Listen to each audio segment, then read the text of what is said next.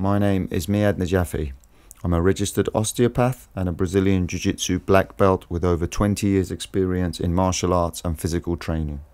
This video is a simple sequence of exercises for maintaining joint mobility and improving the quality of your movements.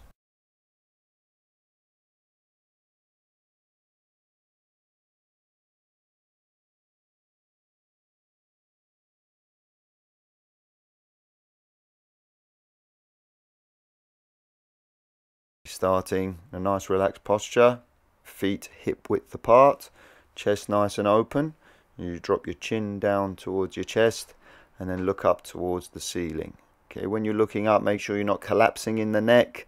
Keep a certain amount of control over the movement and keep the chest nice and open so you're not hinging too much from the neck.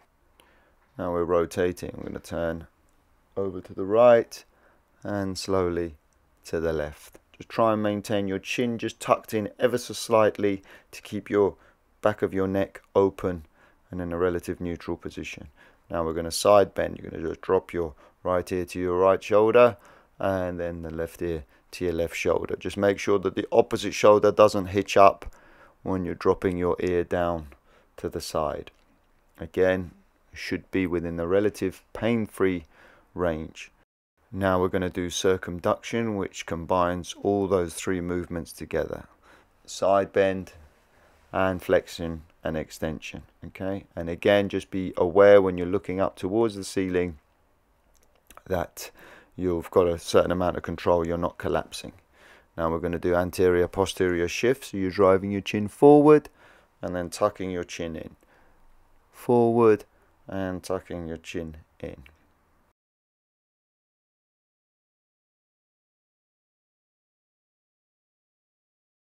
Now we're going to do it in side shift, so you're opening up the angle of your jaw out to the side and out to the side. So you might feel a bit of a stretch here, but it should not be a sharp pain.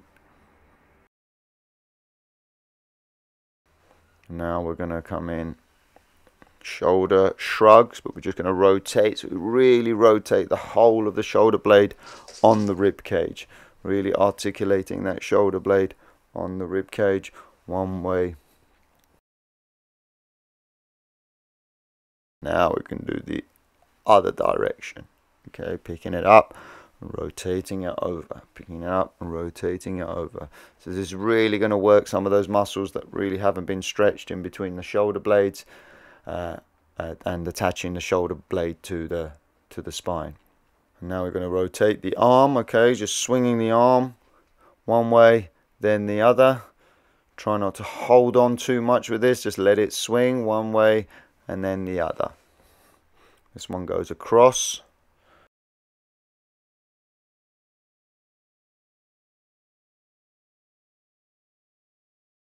Now we're going to make a big O up on the ceiling. Again, try and relax. Again, try and incorporate that mid-back into the movement as well, so it's not just hinging from the shoulder joint itself. It's really integrating the upper body in the movement.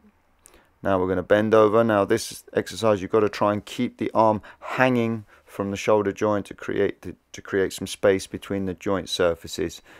You can put some weight through your arm as you do that exercise. You can have your feet together in this position or hip width apart. You're just going to open up, keep your chest open. As you come up to shoulder level, make sure your palms are facing up and then the palms face towards the middle as you come to the top. Just make sure you're not shrugging shoulders up towards your ears. Just keep those shoulder blades down as you do that exercise. Now palms out, parallel to the ground. You're going to rotate, and as the thumb points backwards, you're going to turn towards that hand. Okay, and to the other side. You can start to turn the back foot as you rotate to one side. Turn your rear leg towards the direction that you're looking. Same position, arms stretched out. You're going to palms up. You're going to bring the back of your hand onto your back, and then you rotate outwards. Okay, when you rotate outwards, just keep that arm engaged, really open and out. So we're really turning the chest through, keeping the chest open as we do this movement.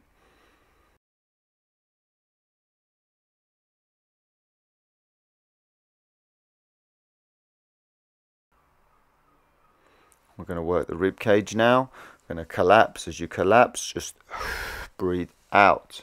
So that's a flexion of the mid-back, and then we're going to open up into an extension of the mid-back.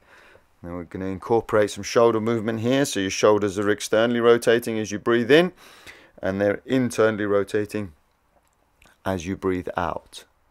So this is a really good exercise to work your breath in.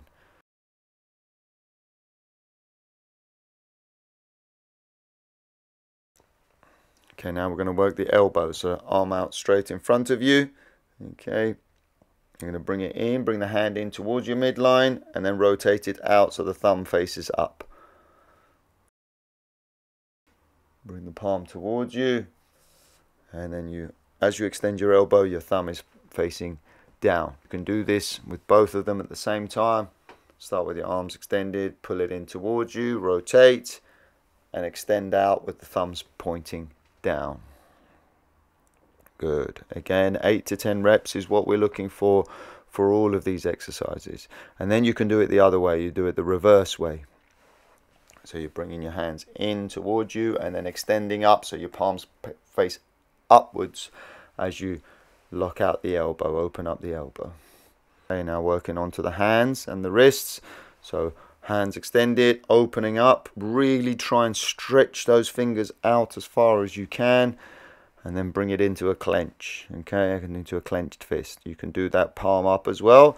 It challenges you in slightly different ways. Just really trying to get those joints and the palm of your hand stretched out and supple. This exercise is a little bit tricky. You're going to be here, you're going to try and keep your knuckles in one place, and you're trying to extend and flex the wrist. So the wrist comes above the knuckles and then it goes below the knuckles. Okay.